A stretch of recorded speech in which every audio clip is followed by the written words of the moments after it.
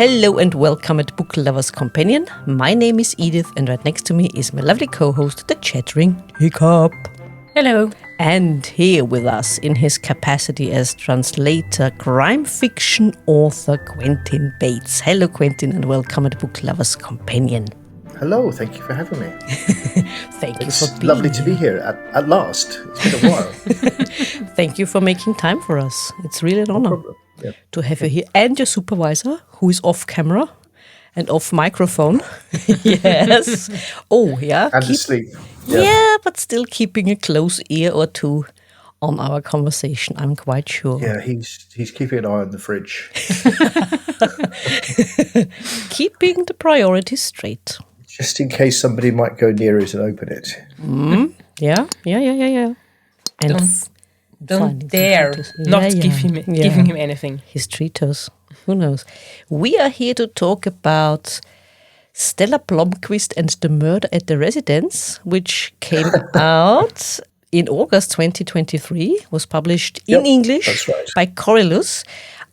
We did look up the author, Stella Blómkvist, of course, and realized that she has been translated into German earlier, quite a few books. And into Czech and one or two other languages. But she's never been translated into English before. Yeah. So tell us, how did you manage to get the chance to translate her into English? Corylus asked the publisher in Iceland if they would allow them to publish it in English, and they said yes. It was as simple as that. We just asked. Okay. And the very elusive Stella Blómkvist, is she also elusive to you? Absolutely, yes. Yeah, Stella Blómkvist is completely elusive. I don't know who the author is.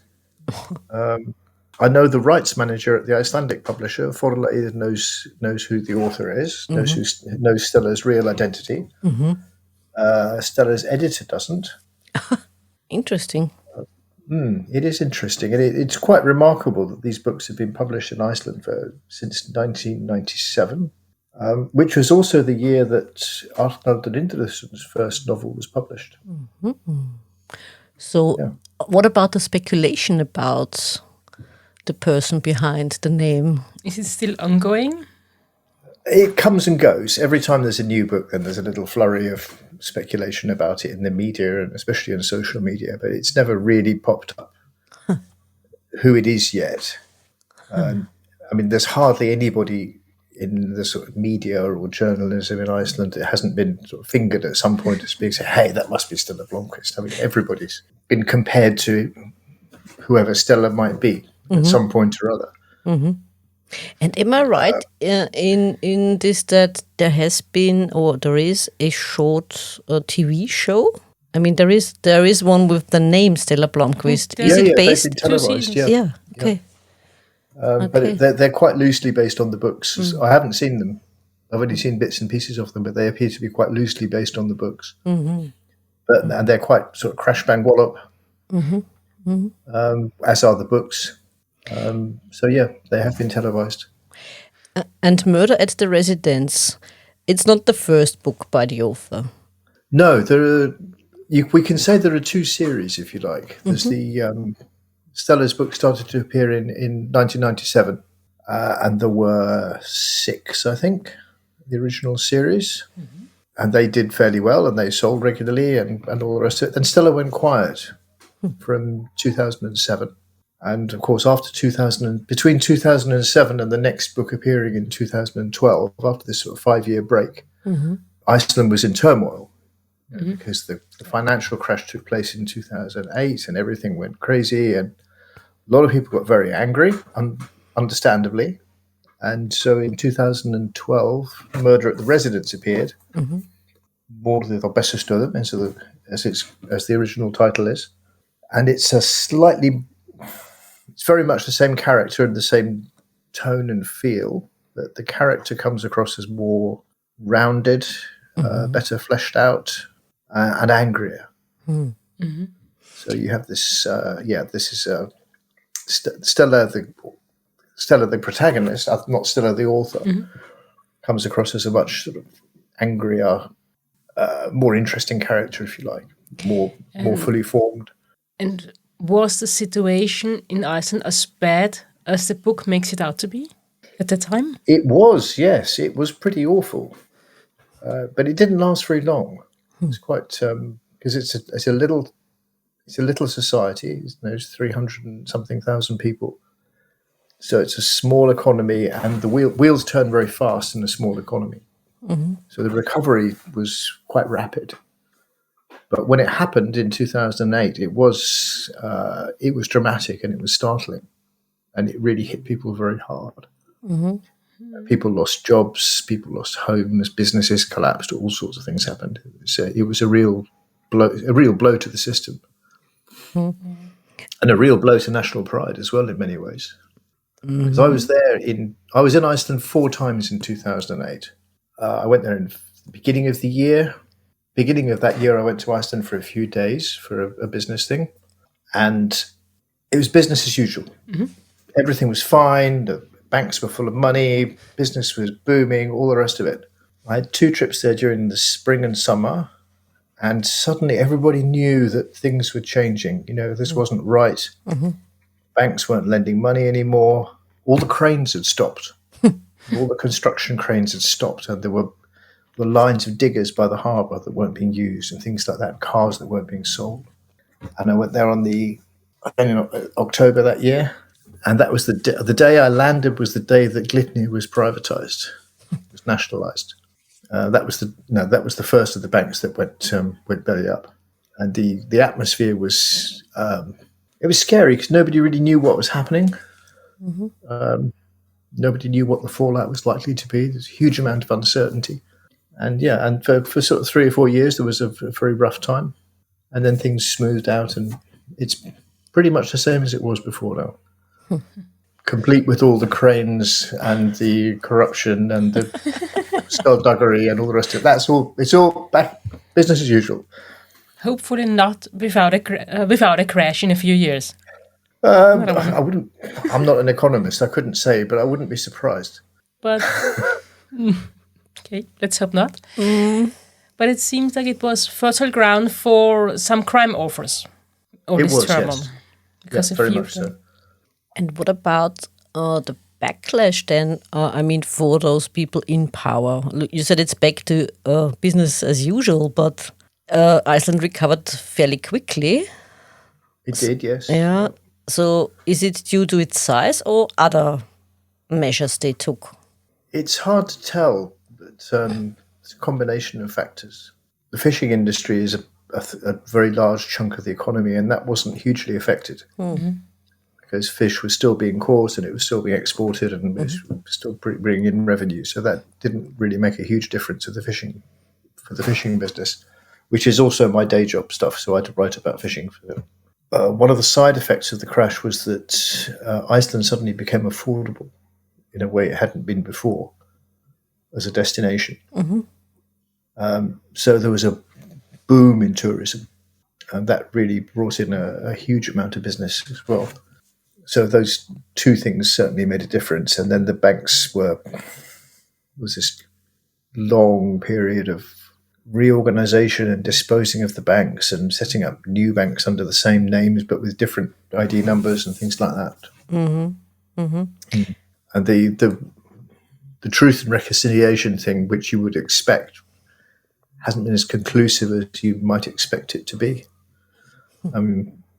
People have gone to jail, but not for very long, and the jails are pretty luxurious. No feather beds and Wi-Fi in prison.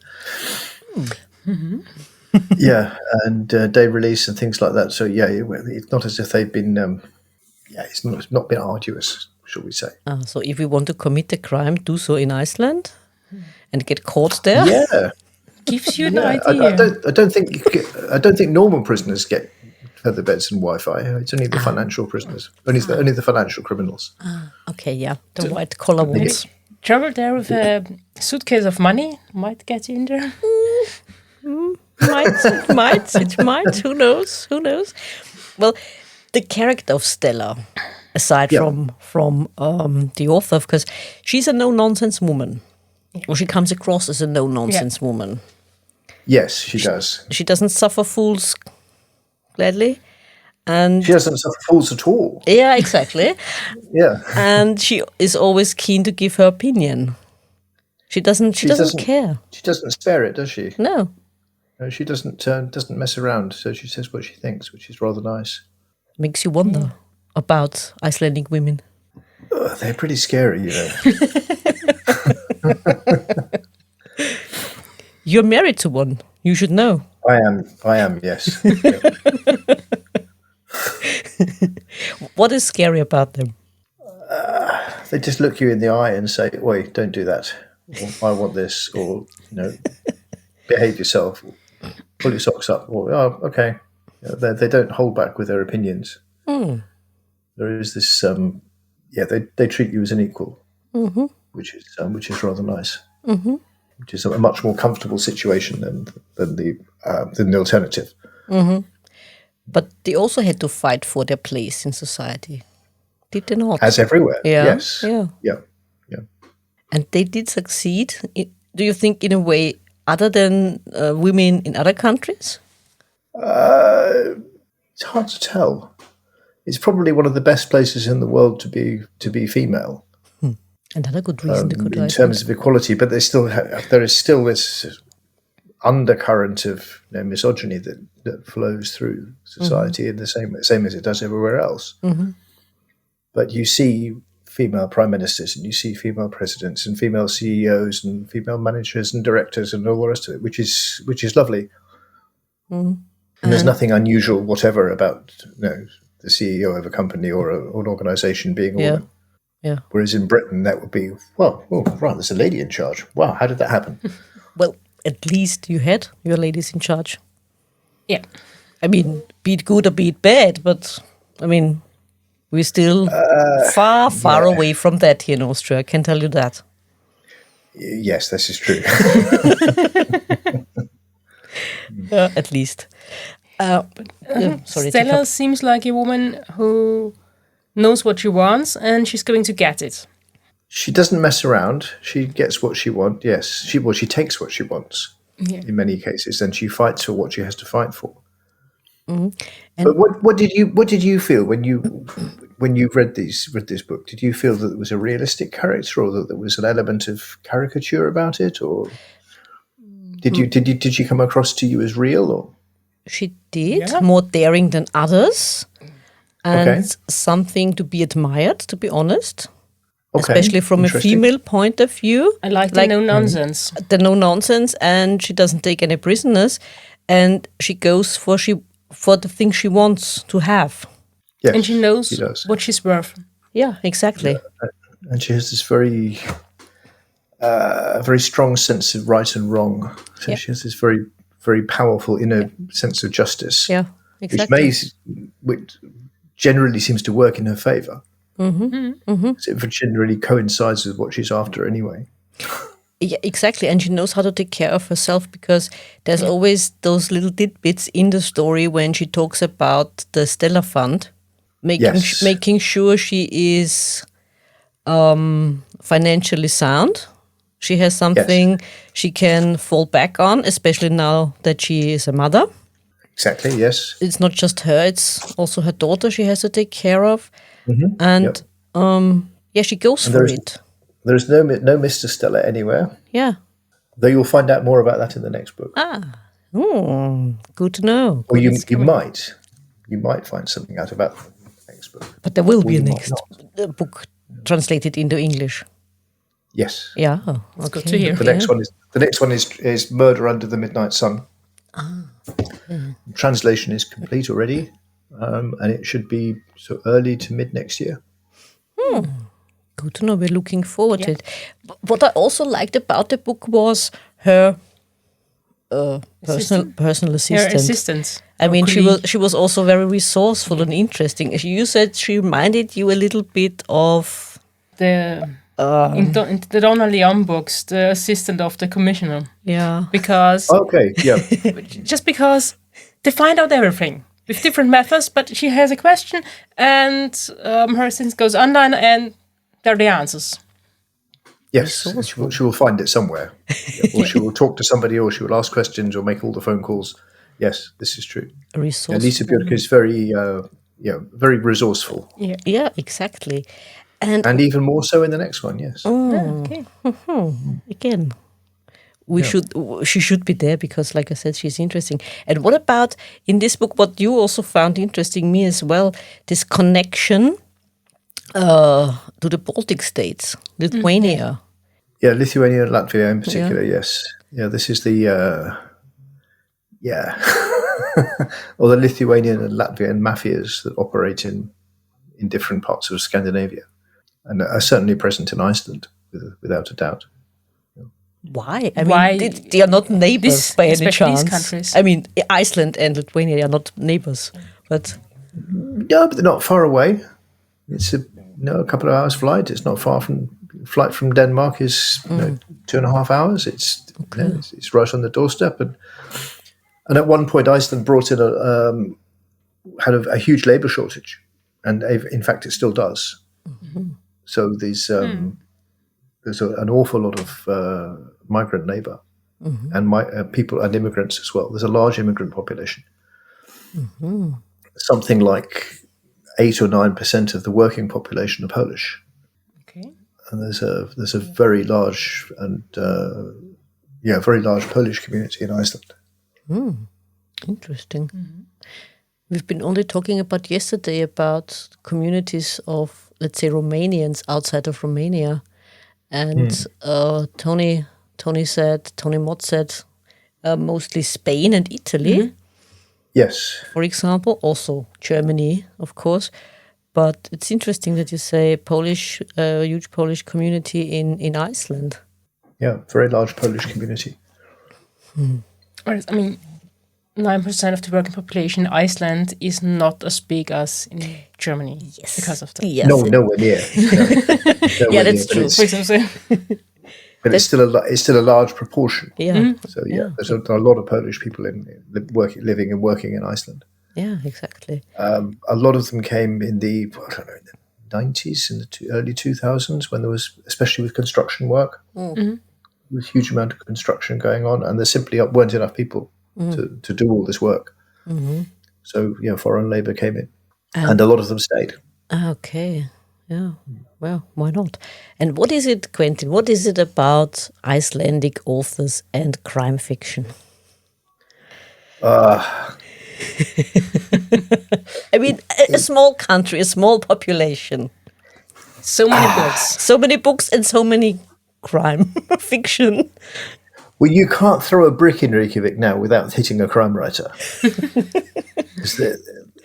They are everywhere. And this is very new. This wasn't the case before. It's until this is very new. It's until about 20 years ago, then Icelanders didn't write crime fiction. Icelandic authors wrote proper fiction, literature, poetry, proper stuff. And the people who wrote crime fiction were sort of looked down on, almost pitied, if you like. So, it's not proper literature, but you could do your best and see if you can. And Icelanders tend to be still quite snobby about literature, but then they're far from being alone in this. There is a considerable snobbery in general about crime fiction in particular, because it's not considered proper literature. But it wasn't really until Arnaldur Indriðason and Yrsa Sigurðardóttir started to be successful overseas that people took notice in Iceland that, maybe there is something in this after all. That's when things started to pick up. So it's the money that gets them to write crime? No, I think it's the recognition more than anything else. And the fact that, if this stuff does well overseas, other people like this. It's not just at home here in Iceland, because nobody's a prophet in their own land. Exactly. Because previously there was the bestseller lists at Christmas in Iceland were always, there would be these hefty biographies of captains of industry and political figures and things like that were locally produced, and seagoing heroes and people like that. These big biographies would be on the bestseller list, and they would be rolled out for Christmas. And there'll be crime fiction as well, but it would be imported. It would be translated mostly from English.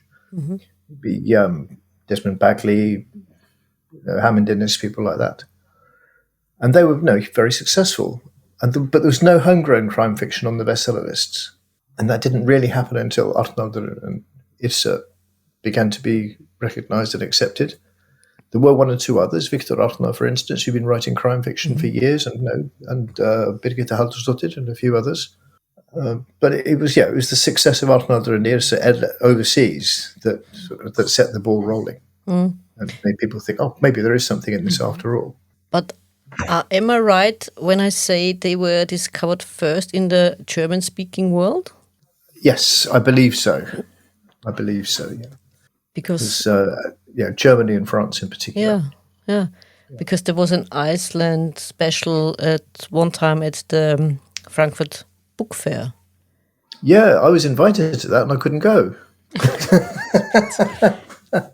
I remember that because I was furious because I couldn't make it. Yeah, because Yrsa was prominently featured at the time. Yeah, because it was just after I think it was my second book was published in Germany. And I couldn't go because the day job had already booked me somewhere else. Oh. Yeah, which was most unfortunate. Yeah. And when did the English-speaking world really discover Icelandic authors, in your estimation? When was that? Ooh. I'm trying to think back to... It must have been in the end of the 90s. I remember being sent a copy of a book by this completely unknown Icelandic author by a publisher who'd really clearly struggled to find somebody who could read it, and asked if I would produce a reader report. This was the first book by Arnaldur Indriðason, and it wasn't published in English. They decided not to buy it. And then a year or two later, they sent me another one. And because I reported back and said, interesting book. It's a bit weird and really interesting characters and the plot's, all over the place, but sounds good. And then they sent me another one a few months or years later. And I read that and said more or less the same thing. And they didn't buy that either. But that one's been published in English since. That's Operation Napoleon. And I think I still have the copy of that. I don't think I ever returned it to them. Hey, okay. But it was Jar City, I think, was the first one of his that was published in English. Okay. And that was his sort of breakout novel. And it was, I remember reading it at the time I think I read it in English. And it was just so much better than the previous ones in every way. It was really a novel that really grabbed you. And think, wow, this is quite something going on here. And as we don't know who the author is, did it make a difference to you while translating the book, or did you never ask the author about anything? I didn't ask the author any questions, no, because I couldn't. I don't have the other books. I don't have a direct line of communication in the same way that I usually do with an author. If I want to ask Stella a question, then I have to send it to Vala, which is the rights manager, and then she would pass it on. And at some point, an answer might come back, but I haven't had cause to use that. In some ways, it makes things easier, not knowing who the author is. In other ways, it makes it more awkward. In what way? You don't have this line of communication to say, hey, what was this about? Which I can do with all my other authors. I can send a text or an email, and I'll have a reply sometimes within seconds. But in this case, there was none of that. It was down to me. And it's a little disconcerting because I have no doubt whatsoever that the author behind Stella is somebody who speaks and reads very good English. So I've no doubt that he, she, or they can read what I've done, but I don't get any feedback. That would have been my next question, if you got any. Yeah. Not at all. There's no feedback. Okay. I don't know if he, she, they approve or not. We shall see. Well, from a reader's point of view, it's a great book. I mean, can't say anything about the Icelandic version or the German version, how good that translation is, or how good they even Okay. exists. Yeah. So because I don't haven't- know if this one's been translated into German because I think it was the earlier I think books, I think. Yeah. I think the first series of 6 novels were translated into German, Yeah. Czech, French, and a few other languages, but they never picked up the second series. If you like. Yeah. I didn't find them either because it's also hard to get them in German. They do exist. You can find them, for Okay. example, on Amazon, but you can't order them. They're out of stock. Yeah. Ah, right. Okay, so it was out of print. Seems that way. And, Yeah. and as far as I can tell, they didn't pick up the new. No, The they newer didn't pick ones. up the second series. Yeah. So that you have to read those in English. Yeah, exactly. But these, but from my point of view, it was a new experience translating an anonymous author. Because I've translated a dead author before now, and that was interesting because of course you have no line of communication. Yeah. Yeah. But you do have communication with their heirs, and you have this big body of work as well that you can call on. You can examine them to get hints and things. So, but with Stella, that's it. There's the Stella books, and there's nothing else. So there's nowhere else to look. And did you get, I suppose you did, any feedback already from the readers of the English version by now? Because the book came out in August. It's been out since August. Yes, yeah, mostly positive. A few people pick up a few niggles. Nothing. Nobody said that they're dreadful, as far as I know. Everybody's been either positive or very positive, really. Yeah. Yeah. I mean, But it's a there's- wonderful book. I mean, but these Stella books, there's so much in there. There's a lot of plot in there. You get a lot of crime story for your money. Exactly. What I also found interesting is that it's not only one case she's working on, Yes, but different ones. you get this. This is the same with all the stories. You get there's a lot more plot in a relatively modest, sort of 70,000 word Stella book But there's a lot in there. than you'll see in many novels that are 100,000 words or more. Yeah. Because there's no wasted space. Everything happens for a reason. You can see that these books have been very meticulously plotted. So everything is bang, bang, bang. Yeah, and everything does come together at the end. Everything lines up, yes. Yeah. Because So whoever this person is, whoever Stella is, he or she, I have a feeling it's a he, but I'm not sure. I have this sneaking suspicion that Stella is a he, but I can't be sure. Whoever it is, it's somebody who's very well read, and not just in history, politics, and whatnot. This is and literature. This is somebody who also knows their crime fiction really well. This is somebody who's probably got Tolstoy and Dashiell Hammett on their nightstand. So this is somebody who knows this, who really knows their onions when it comes to crime fiction. And what about her profession? Do you think they're also a lawyer? I've no idea. I don't think so, because Stella doesn't act like a lawyer, does she? Most lawyers, Not really, most no. lawyers, no, most lawyers don't do this kind of stuff, do they? They sit in an office and say, that'll be please pay the secretary and don't slam the door on the way out. Exactly. Or something like that. Yeah, exactly. But on the other hand, maybe he or she wants to be like that. I'm not sure. I don't know. I have a feeling this is somebody with media connections. Why? And it's somebody who's sort of my age, roughly, or a bit or older. The books have been appearing for 25 years, so it's somebody in their 60s, probably. Yeah, good point. Yeah, indeed. Yeah. Because the Stella character also has this connection to the media.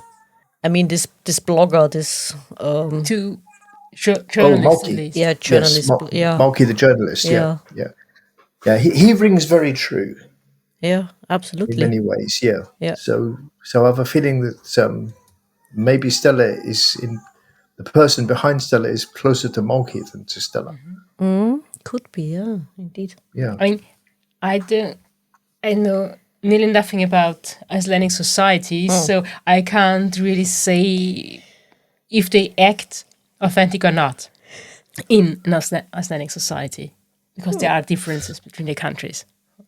I would say that Stella doesn't act like a lawyer, whether it's an Icelandic lawyer or a lawyer elsewhere. But Malky certainly comes across like a lot of the journalists I know. So he comes across pretty realistic. Okay. As for the cops, I can't really say because they come across as either incompetent or corrupt, one or the other. And Some might be close to the truth too. Some. I couldn't possibly comment because I have friends who are police officers in Iceland, and they're neither incompetent nor corrupt, but they're also not particularly senior. Okay. And what about the church? It does play a role in this book because one of the characters, he's bishop, even in the priest, priest or something higher up. But what about it? I mean, it's a Protestant church. Lutheran, yes. Yeah, exactly. Yeah. Different from what we know here in Austria with the Catholic Church. I mean, how involved were they? Because when we learn a little bit about this character, we find that he's not so averse against the finer points in life. I think there's an element of caricature as well about this particular character. But yeah, at some points, the church is seen as a career for some people, and the church is very close to the establishment. The two are very closely entwined. But the church is becoming more and more irrelevant in many ways. I mean, very few people actually go to church anymore. I've never been. I have been to a church in Iceland, but it was a long time ago. Funerals or weddings. Yeah. I guess it's the same nearly everywhere in the western part of Europe, isn't it? I think so, yes. Yeah. What I wonder is that in the book, the priest is driving back home from the church. So are the churches in Iceland standing alone, or sometimes priests living near? Like in a church house next to it? It's very variable. It depends whereabouts in the country it is. In the smaller places, then the church might well be very close to where the priest lives. And it would be within walking distance. But in the south, in Reykjavik, then probably not. The priest would live where the priest lives and then be active at a particular church. And they get moved around as well. Like a regular job. Yes, yeah. Or they can apply for positions in other places and find themselves shifted.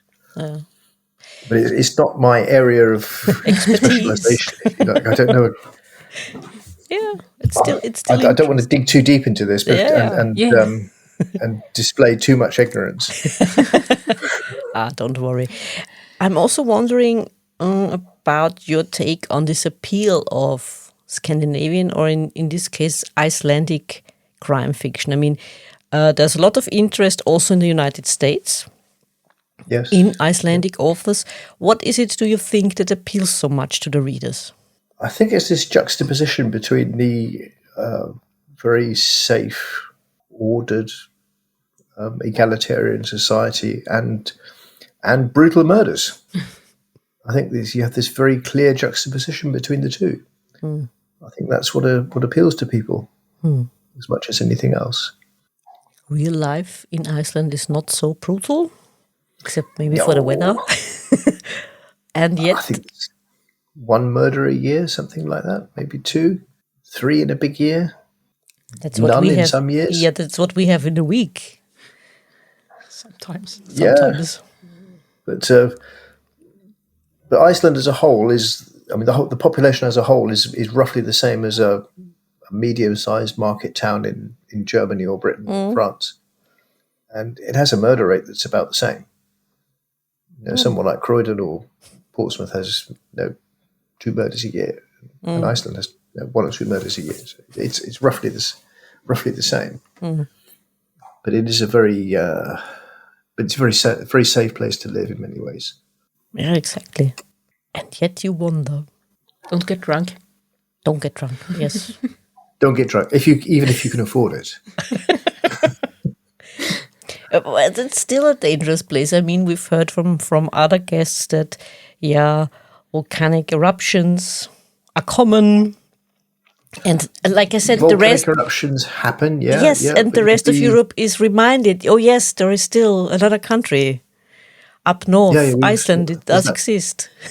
There's that volcanic island over there. Yeah. It can go bang sometimes.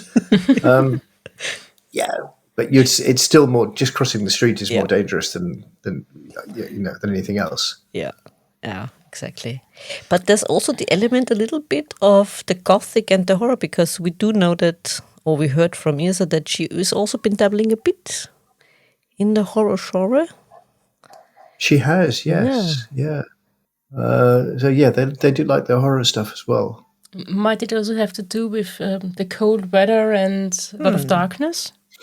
That may have something to do with it, but some people just like writing horror stuff, and there's certainly a readership for it as well. People want to read this stuff, which I find inexplicable because I can't cope with it.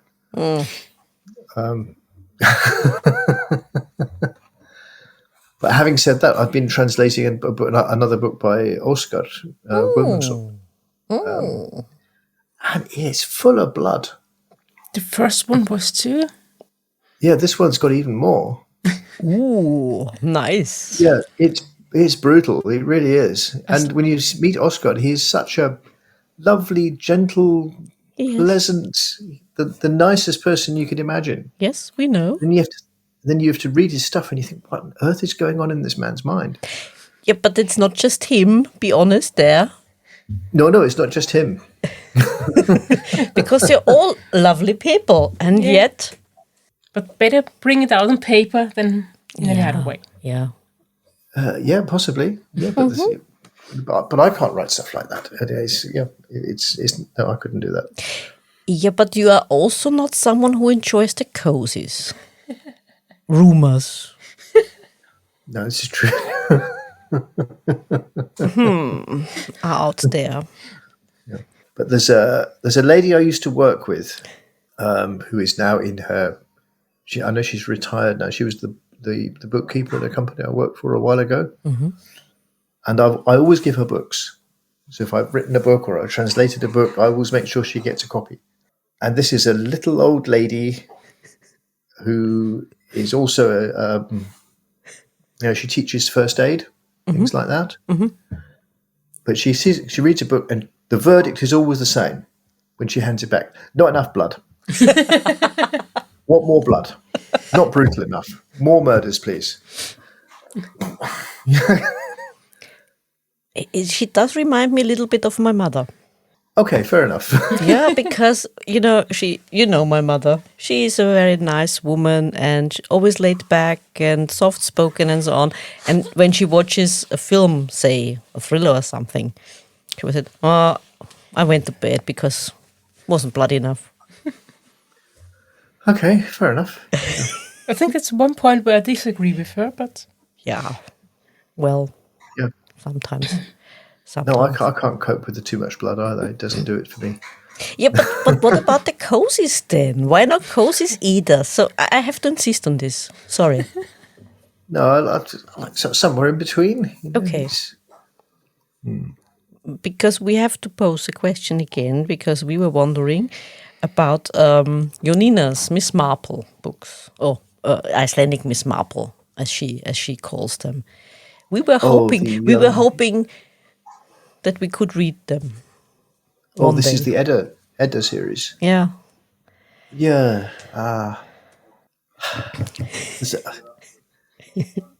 Well, I have translated quite a chunk of the first one for the publisher to use as a so the publisher had something to show to foreign publishers, but nobody has snapped it up yet.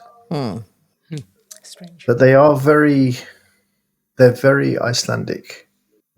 Maybe, they're very quirkily Icelandic. Good. Could be fun to read. Maybe too quirkily. I don't know, but yeah, they're very special. But they have this little old lady who doesn't work in a bookshop anymore, and goes around solving crimes. It would be lovely to read them. I mean, quirky. I don't mind quirky, and we would love to learn more about, let's say, Icelandic quirkiness. Just a bit of explanation in the back. Yeah, because there's also quirkiness in other countries, like you. Oh, very much so. Yeah. Yeah. I mean, there's quirkiness in the Austrian crime fiction novels that were popping up over the last few years, which are set, I don't know, in the countryside, not in Vienna, but somewhere else more remote. Okay. And people are quirky in villages. It only proves that it's much more dangerous in the countryside than in a big city. I can well believe it, yes. And there's tractors and bears and all sorts of things, yeah. Quite apart from the locals. Mm-hmm. Yeah. We do have bears in the south of Austria as well. So, but yeah. Yeah. I mean, what is the appeal to the Icelandic people now? You said, okay, they were successful in other parts of the world, let's say in Europe, and they are also, I suppose, now quite successful in Iceland as well. So, still, what is the appeal, do you think, now that not just the success, but they keep on writing and writing, also for the Icelandic audience? I do wonder sometimes if they're writing for their own audience or for an export audience. It's a little difficult to tell sometimes. Mm-hmm. I get the feeling that Arnaldur in particular writes very much for his home audience. Mm-hmm. Other authors maybe are writing more with a translation in mind. Not going to mention any names. I feel that Jónína in particular very much writes for a home market. Mm-hmm. Which is one of the things that maybe makes them a little tricky to translate or produce elsewhere. Mm-hmm. Yeah, one or two others. Yeah, you firmly get the feeling that they're writing with the US audience in mind. Mm-hmm. Mm-hmm. Do you think it necessary when translating a book that is written for the Icelandic market to sometimes within the text just put in a little bit more description to make it more understandable for an audience? Yes. So this has to be done sometimes. In some instances, you need to drop in a line or a word or just to slip in an explanation to steer the reader in the right direction, or to give a pointer to why something is like it is. Which newspaper is the posh one and which one is the sleazy one, and which is the good part of town and which is the nasty part. That kind of, just to give a little pointer in that direction. Yeah. But then you have to also not stray into editorial. Mm-hmm. The translator isn't an editor. That's somebody else's job. Mm-hmm. So you have to stick with what you've been asked to do, which is to translate faithfully. Mm-hmm. And of course, you can stretch that where it needs to be stretched, but you shouldn't step out of that. Mm-hmm. Yeah. Or you should make an effort not to step beyond that. How far can you go then as a translator? Because I think there was a discussion only recently in the United Kingdom about this question: how far can the translator go for a different audience? Well, there's a difference between technical translation and fiction. Mm-hmm. Yeah. So I've done a lot of technical translation of news articles and brochures and stuff like that. When you want to be very, very precise, you want to stick absolutely as close to the original as you possibly can to make sure the meaning is ding, ding, ding, ding. Everything lines up. Mm-hmm. When it comes to fiction, you don't want to produce a precise translation because that would be unreadable. Mm-hmm. Yeah. But you do want to be faithful to what the author meant. So this is what the author wanted to say. So you're retelling, rather than translating, you're retelling the story in the words the author would have used if they'd written it in your language. and you can pepper this with with the necessary that the reader needs to find their way through it successfully, or to avoid misunderstandings. But if you want any more, if you want pages of description or additional dialogue, that's an editor's job. I'm happy to do that if the editor asks for it. And this happens sometimes. The editor will put a note there saying, can you, this building, can you tell me something about it? Put in a couple of lines to say, is it a big building or a small building? Is it black? That kind of thing. Fine, I can do that, but I want the editor to tell me to do so.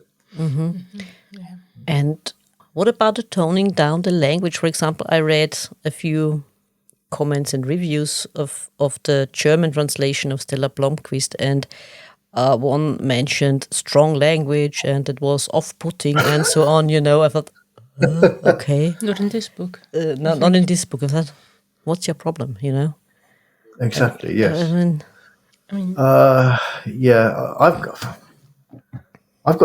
I have no problem at all with strong language if the character or the situation demands it. Yeah, I'm quite happy to translate it. I don't have a problem with that in the least, but I don't particularly like it to be overdone. I'm just trying to think. One of mine got a lot of criticism in Germany because of the too much strong language, but I don't know how the translator translated it. Yeah, exactly. One of mine was also several of mine were also translated in Icelandic into Icelandic by a rather old-fashioned translator. And it bugged me because it didn't quite work. You don't have policemen. A 26-year-old policeman isn't going to say, "Good gracious." He's going to say, "Fuck, what's that?" Yes. Yeah. So you have to. There has to be an element. You have to stick with what's real as well. Yeah. The words that would offend somebody in their 80s are not going to offend somebody in their 30s. You have this generational shift as well. Yeah, but one would assume that even people in the 80s do realize that language is changing. And got used to it by now. Language changes, yes. Yeah. But also, my personal preference is to scatter the profanities fairly thin. Then they just have more impact when you do use them. Yeah, that's right. And coming to the change of language, the worries for people in Iceland that how shall I put it, that the language is disappearing? Yeah, exactly. Yeah, they're going to lose it, which is it's very sad. Yeah, what can be done? What should be done? Can there be anything done at all? I think it can be done, but they have to do it themselves. This is the problem. Yeah, I feel part of the problem is that because Iceland was a Danish colony, as were Greenland and the Faroes. The Danish colonizers never tried to eradicate Icelandic. They never tried to stop people speaking the language, whereas they did in the Faroes and Greenland. So the Faroese in particular have a much stronger awareness of their own language and its importance, and they take a much greater pride in their language, whereas Icelanders don't. They don't anymore. They used to, because when I lived there first and was trying to learn the language, I was working mostly with older people, and frequently I would try out a new expression or a word or something, and somebody would say, "No, you shouldn't say that. That's Danish slang." Oh, right, okay. But when it comes to English, just bring it on, no problem. And it's scary how rapidly this has happened, because this is the product of first cable TV and then the internet and then YouTube. This is what's done it. Is it also that other languages, especially English, seems more modern to them, and their own language a bit more old-fashioned? That's certainly part of it as well. Yes, very much so. But English is ubiquitous. It's on. They have English TV. They have the internet in English, so it's everywhere. But this pride that they had in their language that protected it from Danish doesn't apply to English in the same way. They just take it. And what you see particularly what's worrying is that in sort of Norway and Denmark and Holland and places like that where people tend to speak very good English, you see young people who speak English very fluently, very, very readily, but they don't mix it up. They're speaking Dutch or they speak English. They speak Danish or they speak English. In Iceland, it seems to they seem to mix the two up in a very strange way, which you don't seem to see elsewhere. And I personally think they've got 2 generations left. And then Icelandic may have disappeared as a spoken language. It's sad. So they're really going to have to get their skates on and do something about this. Because it's a very old language, as far as I've heard. It is, yes. They should value it, in my opinion. But this is actually nothing unusual in Iceland. They don't recognise what they had until it's gone. And it's not just Iceland. This is you see this in so many places. You don't value what you have until it's not there anymore. Yeah. And then it's hard to recover. Very hard to recover it, yes. But maybe the Danes should have tried to eradicate Icelandic as they did Faroese. Then they would be and then more there would careful. then there would be a stronger pride in the language. Yeah. as a kind of protest. Yeah, to exactly. keep it, Yeah. Well, it triggered and raised an awareness that remains. Just like in Wales. Everybody in the Faroes speaks Danish. Yeah, just like Wales, for example. In your country. Yeah, and Ireland as well. Yeah. Yeah, and not everybody speaks Irish or not everybody speaks Welsh, but there is an awareness and a pride in that language that is very widespread. Yeah. But the government and the authorities in Iceland aren't doing them they're not helping in any way, and the business community certainly isn't helping either. Yeah, they're more interested in Because making money. they're much too ready to switch. It's like the domestic airline used to be called Flugfélag Íslands, the Icelandic Flying Federation, the Icelandic Flying Company. So from the day it started, it was called Flugfélag Íslands. But now it's called Air Iceland Connect. I mean, It's got an English name, and it just sounds so Wrong. It just sounds so wanky. but it's what they do here too. Yeah, true. Yeah, come on. I mean, but a tourist going to Iceland isn't going to be. Surely they can figure out for themselves. It's a flight company. It's an airline. You can find it somehow. You're not going to not find it in the phone book. Not that anybody uses the phone book anymore anyway. Yeah, You're gonna find it. Exactly. Yeah, But true. it's this craven willingness to sort of bow down to. We've got to make things easier for the foreigners because they can't understand. Yeah, but I agree with you. I mean, if they go to Iceland, I want to see Iceland. Iceland, exactly. Yeah, exactly. They don't want to see. If you go to a foreign country, you don't want to see everything in English, and you don't want international cuisine. So you want to see. You want to see what goes on there, what genuinely goes on there with the food and the way of life, and you want to hear the language spoken. Yeah. Maybe like a translation of what's on the menu, just to be on the safe side. Otherwise, Yeah, that doesn't do any harm. yeah, because Icelandic cuisine seems a bit different in some parts. Some of it is and some of it isn't. Yeah. The traditional cuisine is horrible. Never tried it, but it Sounds like an adventure. The dried fish is quite fun. The dried, the things like the ram's testicles and the liver sausage are just horrible. Okay. Saltfish is great if it's done in the way that the Portuguese do it, because most of the saltfish is exported to Spain and Portugal, Italy. Okay. And the way saltfish is cooked in Spain and Portugal with tomatoes and peppers and onions, it's lovely. Whereas the way they do it in Iceland with just boiled and with rendered lamb's fat is just horrible. That doesn't sound so appealing. Yeah. Sorry. And then you have the other side of the old-fashioned cuisine is more Danish than Icelandic, really. is the smoked pork and the heavy sauces and sugared potatoes and things like that, and Danish pastry. That very much comes from Denmark. And Quentin, may I ask, are you involved in Iceland Noir in any way?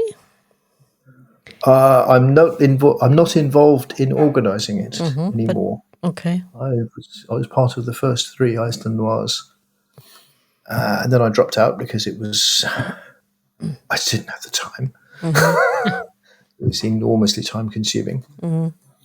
I didn't go to the 2, not the last one, the one before. That was the only one I hadn't actually been to. It was when COVID was at its height, and I just couldn't get away for various other reasons. I couldn't be in Iceland at that time. I went briefly last year, and I shall be there again this year. Okay.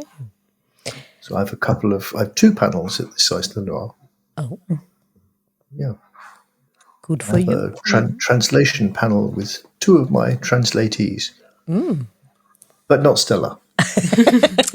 I wonder why. As far as I know. Yeah, as far as you know, exactly. Know, yeah. Yeah. Maybe you have.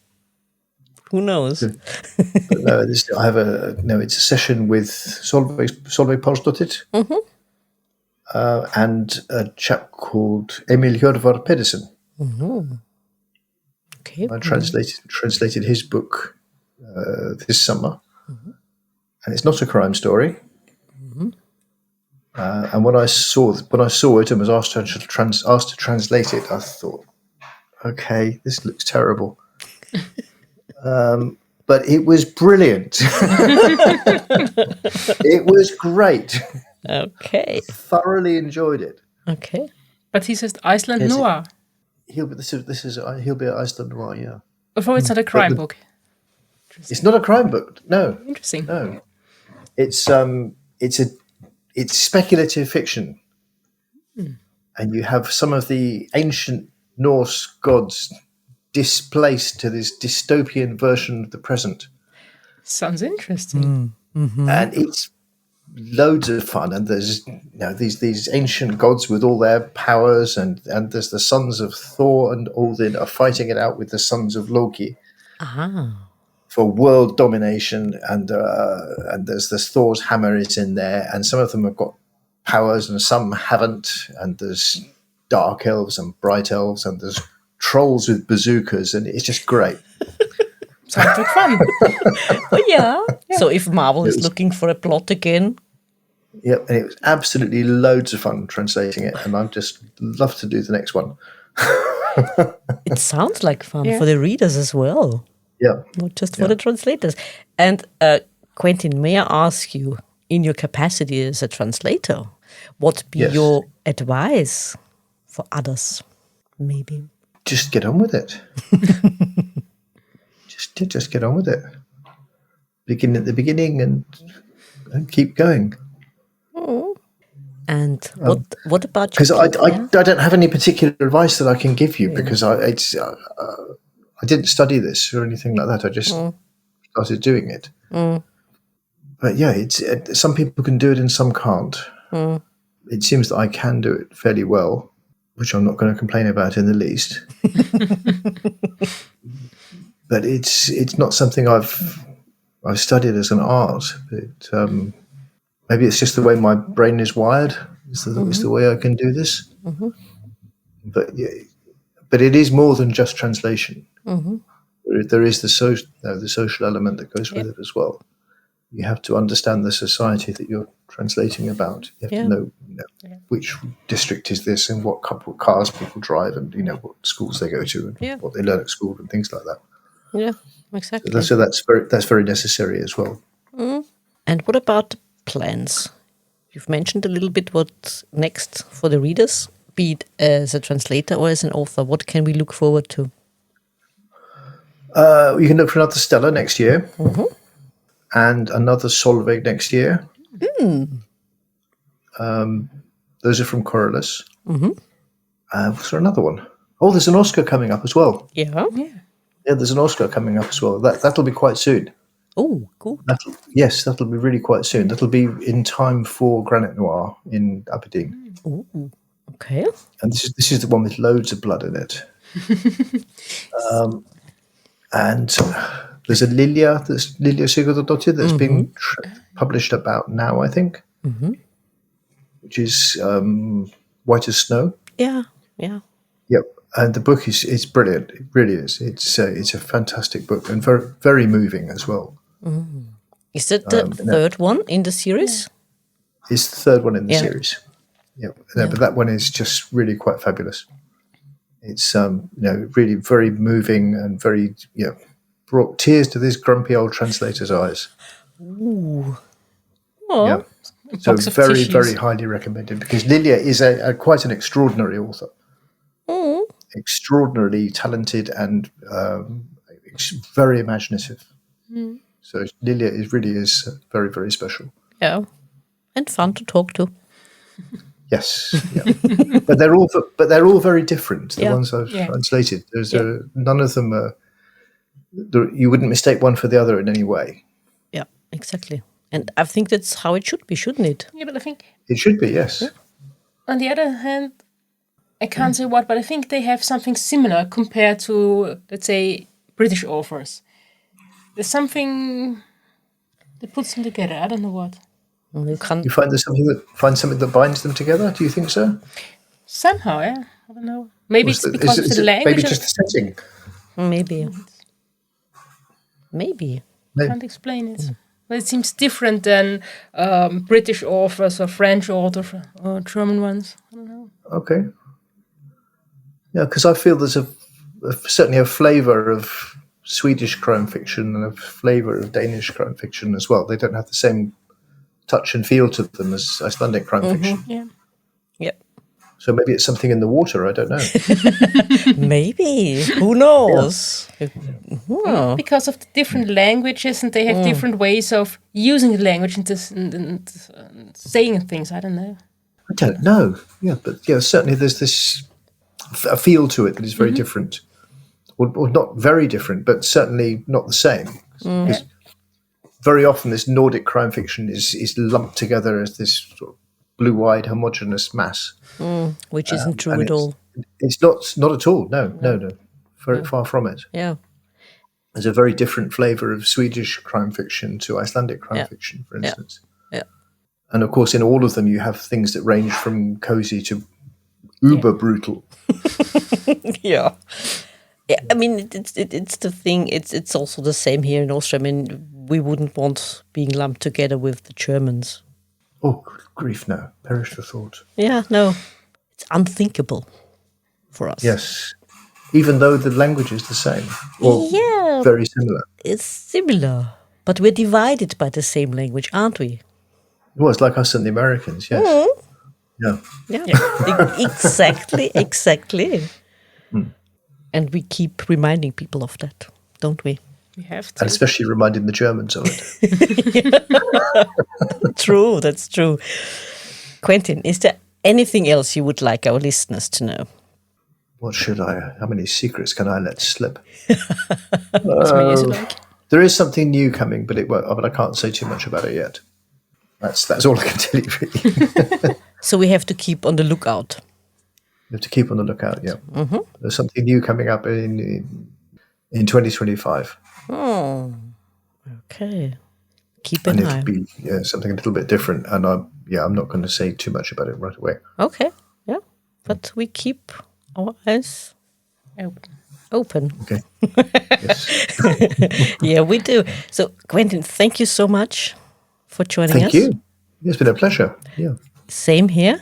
It was lovely talking to you. And I hope you enjoyed every moment of Stella. And we did. You'll enjoy the next one when it comes out next year. Yep, absolutely. We did enjoy this one. And like you said, we can't wait for another one. It was a gripping read. And how is the supervisor?